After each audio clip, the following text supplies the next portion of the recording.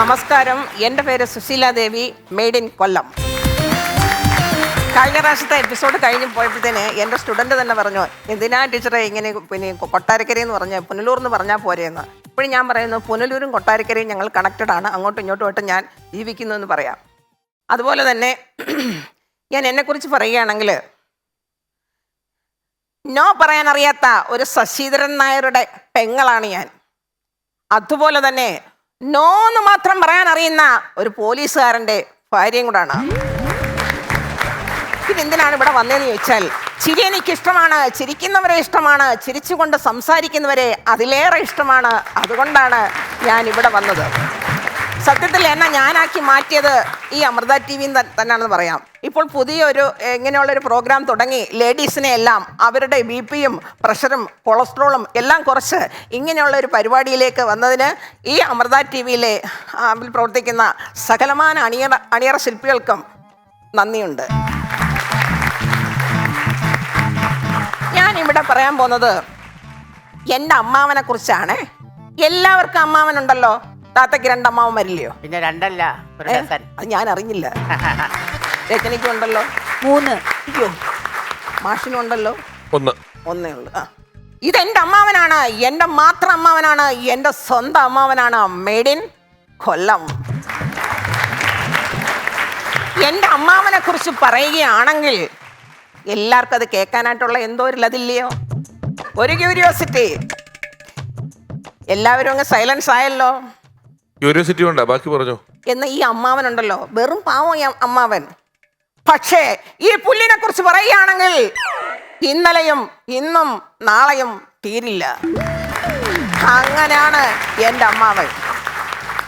അമ്മാവൻ്റെ ലീലാവിലാസങ്ങൾ കാരണം മരുമക്കളും നാട്ടുകാരും ആകപ്പാടെ എവിടെ പോണോന്നറിയാതെ ഇങ്ങനെ തിരിഞ്ഞടക്കുകയാണ്. തേച്ചിട്ടും തേക്കപ്പെട്ടിട്ടും അമ്മാവൻ അനുസൃതം മുന്നോട്ട് നീങ്ങുകയാണ്.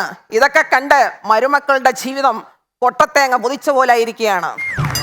ഇനി അമ്മാവൻ്റെ തേക്കലും തേക്കപ്പെടലും എന്ന് പറഞ്ഞാൽ, സുഹാസിനി പോയാൽ അമ്മാവന് വിലാസിനിയുണ്ട്, മറിയ പോയാൽ അമ്മാവനും മായയുണ്ട്, ഗൗരിക്കുട്ടി പോയാൽ പാറക്കുട്ടിയെ കയറി പിടിക്കും, സുജ പോയാൽ സുശീലയും, ലത പോയാൽ ഗീതയും, ഉഷ പോയാൽ ഇന്ദിരയുമായിരുന്നു അമ്മാവൻ്റെ ലീലാവിലാസങ്ങൾ. ഈ അനുസൃതം മുന്നോട്ട് നീങ്ങുന്ന അമ്മാവനെ കണ്ട് ഈ നാട്ടുകാരും മരുമക്കളും എന്തോ ചെയ്യണമെന്നറിയാതെ ഇങ്ങനെ നോക്കിക്കൊണ്ട് നിൽക്കുകയാണ്. ഇയാളെ ഇനി എന്തോ ചെയ്യണം. അതായത് ഇവരെല്ലാം അങ്ങോട്ട് ഈ മരുമക്കൾ നടക്കുന്ന പാതയിലൊക്കെ നോക്കുമ്പോഴത്തേന് ആരുണ്ട്? ഈ അമ്മാവനുണ്ട്. ഒരു AI ക്യാമറ പോലെ. അമ്മാവൻ്റെ ഈ AI ക്യാമറ എവിടെങ്കിലും കൊണ്ടുവന്നങ്ങ് സ്ഥാപിക്കാം. പക്ഷേ മരുമക്കൾക്ക് അതൊന്നും സാധ്യമല്ല. അതുകൊണ്ട് മരുമക്കൾ ഇങ്ങനെ ഇയാളെ ഓർത്ത് ഇതൊരു തലവേദനയാണെന്നല്ലോ എന്നും പറഞ്ഞിരിക്കുകയാണ്. അമ്മാവൻ്റെ 2ാമത്തെ മകനുണ്ടല്ലേ, പക്ഷേ അമ്മാവൻ്റെ തനിക്കുണം തന്നെയാണ്. ഇനി അമ്മാവൻ്റെ ജീവചരിത്രത്തിലേക്ക് നമുക്ക് അങ്ങോട്ട് നീങ്ങാം. എല്ലാ മനുഷ്യർക്കും 4 കാലം ഉണ്ടല്ലോ, ഇല്ലേ? എല്ലാവർക്കും 4 കാലം ഉണ്ടല്ലോ. ബാല്യം, കൗമാരം, യൗവനം ആൻഡ് വാർദ്ധക്യം. ഈ അമ്മാവനും ഉണ്ടായിരുന്നു 4 എണ്ണം. പക്ഷേ ഈ അങ്ങേർക്ക് ഒന്ന് കൂടുതലായിരുന്നു. ഈ അമ്മാവൻ്റെ ആദ്യത്തെ 4 എണ്ണം പറയാം. അതായത് നമുക്ക് അവസാനം വരുന്ന വാർദ്ധക്യം എന്ന് പറഞ്ഞ ഒരു കാലഘട്ടം ഉണ്ടല്ലോ, ഇങ്ങേർക്ക് ആദ്യമാ തുടങ്ങിയത്. അമ്മാവൻ്റെ ബാല്യം പിറന്നു വീണത് തന്നെ 40ാമത്തെ വയസ്സിലാണ്. അമ്മാവൻ്റെ കൗമാരം മൊട്ടിട്ടത് 50ാമത്തെ വയസ്സിലും. അമ്മാവൻ്റെ യൗവനം തളിരിട്ടത് 60ാമത്തെ വയസ്സിലും. 70ാമത്തെ വയസ്സിൽ എൻ്റെ അമ്മാവൻ്റെ നിറയൗവനം കവിഞ്ഞൊഴുകി. നിറയവനം കവിഞ്ഞൊഴുകുന്ന ഈ അമ്മാവനെ എവിടെ ഒന്ന് തളയ്ക്കണമെന്ന് മരുമക്കളും നാട്ടുകാരും ഇങ്ങനെ ആലോചിച്ചു. പിന്നെ അങ്ങനെ അവർ അതിൻ്റെ പണിപ്പുരയിലാണ്.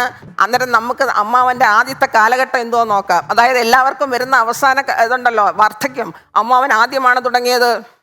എന്തുകൊണ്ടെന്നാൽ എല്ലാവരും ജനിക്കുമ്പോൾ നമ്മൾ ചാതനാവുക അല്ലെങ്കിൽ ചാതയാവുക എന്നൊക്കെ പറയാറില്ലയോ?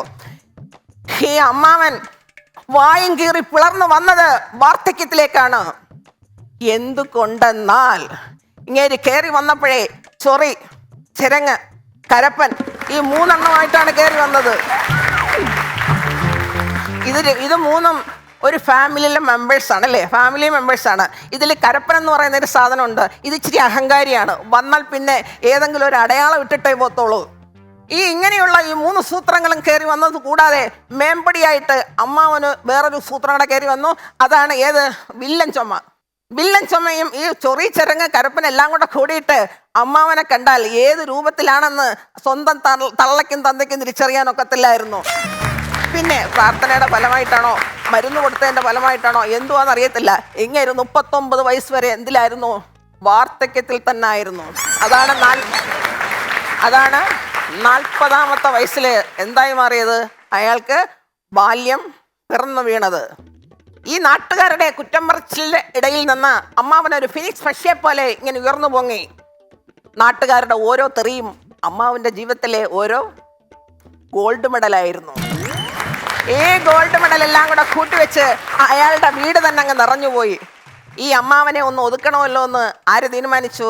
നാട്ടുകാരും മക്കളും തീരുമാനിച്ചു. നാട്ടുകാരും മരുമക്കളാണേ മക്കളിൽ. പിന്നെ വേറൊരു കാര്യമുണ്ട്. അമ്മാവനെ തനിക്കണമായിട്ടുള്ള 2ാമത്തെ മകനെ അമ്മാവൻ കാനഡയിലേക്ക് പറഞ്ഞയച്ചായിരുന്നു. അതും പറഞ്ഞില്ല കേട്ടോ. കാനഡയിലേക്ക് പറഞ്ഞയച്ചിട്ട് അമ്മാവൻ നാട്ടുകാരോടായി പറഞ്ഞു, ഇവൻ ഇവിടെ നിന്നിട്ട് എന്നാ ഉണ്ടാക്കാനാണെന്ന്. മകൻ പോയപ്പോൾ ആശ്വാസമായി അമ്മാവന്.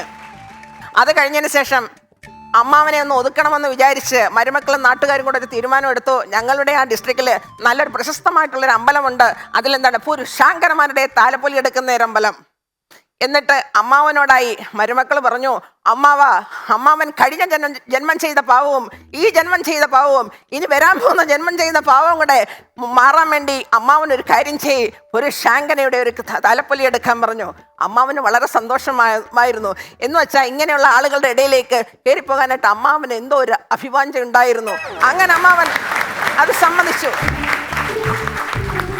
താലപ്പൊലിയുടെ അന്ന് അമ്മാവനെ ഒരുക്കാനായിട്ട് പ്രത്യേക മേക്കപ്പ് മാനൊക്കെ വന്നു. അമ്മാവനെ ഒരു സുരസുന്ദരിയായിട്ട് അങ്ങോട്ട് ഒരുക്കി അങ്ങ് നിർത്തി.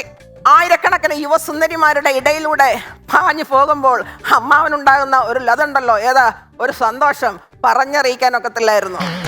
100 കണക്കിന് സുരസുന്ദരിമാരുടെ കളി ചിരിക്കടെ വിങ്ങി വിയർത്ത് എൻ്റെ അമ്മാവൻ ഒരു ഈ അമ്പാറ്റയായി മാറി. എന്നാലും എൻ്റെ അമ്മാവോ, പിന്നെ എൻ്റെ അമ്മാവനെ ആരോ കിഡ്നാപ്പ് ചെയ്തുകൊണ്ട് പോയി. ആരാണ് എൻ്റെ പുറകിലെന്ന് ആർക്കും അറിയത്തില്ല.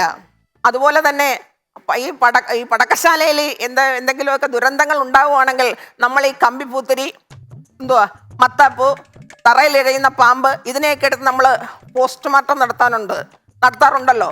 അതുപോലെ തന്നെ ഈ അമ്മാവന്റെ അമ്മാവനെ കാണാനല്ല, മിസ്സിങ് അമ്മാവൻ. ഈ മിസ്സിങ് അമ്മാവനെ കുറിച്ചുള്ള ഒരു കാര്യം, അതായത് എന്തുകൊണ്ടാണ് മിസ്സിങ് അമ്മാവനായെന്ന് അറിയുന്നതിന് വേണ്ടിയിട്ട് ഈ മരുമക്കളെ എടുത്തൊന്ന് കുടഞ്ഞാൽ മതിയെന്ന് നാട്ടുകാർ പറഞ്ഞു. പക്ഷെ ആരും അതിനകത്തൊന്നും പോകാൻ പാടില്ല. ഈ അമ്മാവൻ പോയത് തന്നെ ഏറ്റവും നല്ല കാര്യമെന്നും പറഞ്ഞിരിക്കുക ആര്? നാട്ടുകാർ. 2 ആഴ്ച കഴിഞ്ഞിട്ടാണ് എൻ്റെ അമ്മാവനെ കൊണ്ടുവന്നത്. എന്നാലും എൻ്റെ അമ്മാവോ പറയട്ടെ, അങ്ങനെ ഉണ്ടല്ലോ, ഒരു വണ്ടിയിലാണ് കൊണ്ടുവന്നത്. ഏത് വണ്ടിയാ? ഒരു കിയോ എന്ന് പറയുന്ന വണ്ടിയിൽ എൻ്റെ അമ്മാവന്റെ വീട്ടിലേക്ക് കൊണ്ടുവന്നു. അമ്മാവിയാണെങ്കിലോ, അയ്യോ ഹേ മനുഷ്യ, നിങ്ങൾക്ക് എന്തു പറ്റി എന്നോർത്ത് അമ്മാവി വാവിട്ട് കരഞ്ഞു. കോമാ സ്റ്റേജിലായ എൻ്റെ അമ്മാവനെ ഒരു കട്ടിലോട്ട് അങ്ങോട്ട് കിടത്തി. അതിൻ്റെ തൊട്ട് താഴെ എൻ്റെ അമ്മാവി ഇരുന്നു. ഇന്ത്യയുടെ മാപ്പിന്റെ കീഴില് ഏതാണ്ട് പോലെ ഒരു ചേന പോലെ ഇരിക്കുന്ന ഒരു സാധനമുണ്ടല്ലോ, ശ്രീലങ്ക, അതുപോലായി എൻ്റെ അമ്മാവി. എന്നിട്ട് അമ്മാവി എന്ത് ചെയ്യുന്നു? അമ്മാവൻ ഉണരുന്നില്ല. അമ്മാവൻ കോമ സ്റ്റേജിലാണല്ലോ. ഇനി എന്ത് ചെയ്യുന്നത്? അമ്മാവി 7-8 വട്ടുകുളികൾ ഈ അമ്മാവന്റെ വായിലോട്ട് ഇട്ട് കൊടുത്തു. കുറച്ച് വെള്ളവും കൂടെ കോരി ഒഴിച്ചു, അടച്ചു പിടിച്ചു. കൈ കൊണ്ടാണ് അടച്ചു പിടിച്ചിട്ട് ഇറങ്ങി പോകാതിരിക്കുകയോ ചെയ്തിട്ട് അമ്മാവന്റെ ബോധം തെളിഞ്ഞോ ഇല്ലയോ? തെളിഞ്ഞില്ല. അന്നേരം ഒരു അമ്മാവൻ ഇഷ്ടപ്പെട്ട ഒരു പാട്ട് പാടി. ഉണരുണരൂ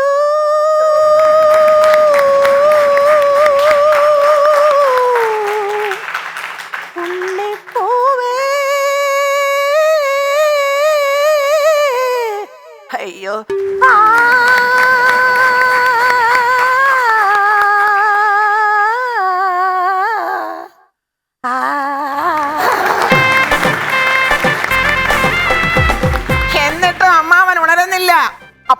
ഇച്ചിരി കഴിഞ്ഞപ്പോഴത്തേന് ഒരു കാൽപരമാറ്റം കേട്ടു. മരുമകന്റെ ആണ്. ആ ഉണ്ണിപ്പൂവ് ഇനി ഉണരില്ല അമ്മാവേ, ഉണരില്ല. എന്തടാ ലക്ഷ്മണ നീ പറയുന്നത്? നിന്റെ അമ്മാവനല്ലേടാ കിടക്കുന്നത്, ഉണ്ണിപ്പൂ ഉണരില്ലെന്നോ? എന്തോ പറ്റിയടാ? ആ ഉണ്ണിപ്പൂ അമ്മാവന് ആരോ സഡേഷൻ അടിച്ചിട്ടമ്മാവി, സഡേഷൻ. അമ്മാവിക്ക് ഈ സഡേഷൻ എന്ന വാക്കൊന്നും അറിയത്തില്ല. അമ്മാവി മലയാളം മീഡിയാണ്. അമ്മാവി ചോദിച്ചു, സതീശൻ എന്തിനാടാ അമ്മാവനെ അടിച്ചത്? ഈ പരട്ടക്കളവയ്ക്ക് ഒരു കുന്തോ മനസ്സിലാവത്തില്ലല്ലോ എന്നും പറഞ്ഞ് മരുമകൻ അമ്മാവൻ്റെ അടുത്തോട്ട് വന്നു. കോമാ സ്റ്റേജിൽ കിടക്കുന്ന അമ്മാവൻ മരുമകനെ അങ്ങോട്ട് നോക്കിയിട്ട് ആത്മകഥമെന്നോണം പറയാം, അയാൾക്ക് ചുണ്ടനക്കാൻ ഒത്തില്ല.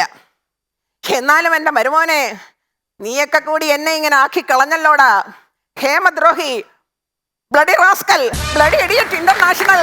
നീയും ഒരു നാൾ അമ്മാവനാവൂടാ. അന്ന് ഏതെങ്കിലും മരുമോൻ ഇതുപോലെ നിന്നെ ആക്കി തീർക്കുമടാ എന്ന് അമ്മാവൻ അങ്ങ് പറഞ്ഞു. പുറത്തോട്ട് വന്നില്ലെന്ന് മാത്രമേ ഉള്ളൂ. ഒരു ഇച്ചിരി കഴിഞ്ഞതിന് ശേഷം അമ്മാവിൽ അത് കൊടുത്തല്ലോ, ഏത് പട്ടുകുളികൾ വായിലോട്ട് ഇട്ട് കൊടുത്തല്ലോ, വെള്ളം ഒഴിച്ചല്ലോ, അടച്ചു പിടിച്ചല്ലോ. അതിൻ്റെ റിയാക്ഷനാണോ അല്ലെങ്കിൽ അതിൻ്റെ പരിണത ഫലമാണോന്നും അറിയത്തില്ല. അമ്മാവന് ബോധം തെളിഞ്ഞു. അമ്മാവന് ബോധം തെളിഞ്ഞിട്ട് അമ്മാവൻ ആദ്യമായിട്ട് ദൈവത്തിനോടാണ് പ്രാർത്ഥിച്ചത്, എന്നാലും എൻ്റെ ദൈവമേ, എനിക്ക് എന്തിൻ്റെ കേടാണ്? മാനവും പോയി, വൈറലുമായല്ലോ. ഒരിക്കൽ പോലും എൻ്റെ ദൈവമേ ഞാൻ വയസ്സായി എന്നുള്ളൊരു തോന്നല് നീ തോന്നിച്ചായിരുന്നോടാ? ഇല്ലല്ലോ. നാട്ടുകാരെയും മറ്റുള്ളവരെയും പുച്ഛത്തോടെ നോക്കുന്ന എൻ്റെ ഈ അവിഞ്ഞ സ്വഭാവം നീ ഒന്ന് മാറ്റിത്തരയണമേ. അടുത്ത അപേക്ഷയാണ്. അത് കഴിഞ്ഞതിന് ശേഷം പിന്നെ പറഞ്ഞു, ഈ മരുമക്കളെയും നാട്ടുകാരെയും ഈ ചൊറിയുന്ന സ്വഭാവം എന്നിൽ നിന്ന് നീ മാറ്റണമേ. ദൈവം കേട്ടോ എന്നറിയത്തില്ല. പിന്നെ അമ്മാവൻ്റെ കുണം വെച്ചുകൊണ്ട് ദൈവം ഇച്ചിരി കഴിഞ്ഞേ കേൾക്കത്തുള്ളൂ, പെട്ടെന്നൊന്നും കേൾക്കത്തില്ല. അയാൾ അങ്ങനെ കിടക്കട്ടെ എന്ന് തന്നെയായിരിക്കും ദൈവം വിചാരിക്കുന്നത്. പക്ഷേ അമ്മാവൻ എഴുന്നേറ്റു എന്നൊക്കെയാണ് അറിയാൻ കഴിഞ്ഞത്. ഇതെൻ്റെ അമ്മാവനാണ്, എൻ്റെ മാത്രം അമ്മാവനാണ്, എൻ്റെ സ്വന്തം അമ്മാവനാണ്, മെയ്ഡ് ഇൻ കൊല്ലം. പിന്നെ അമ്മാവൻ്റെ കാര്യം എന്താണെന്നും എനിക്കറിയത്തില്ല. ക്യാഹുവ തേരാവാഹ.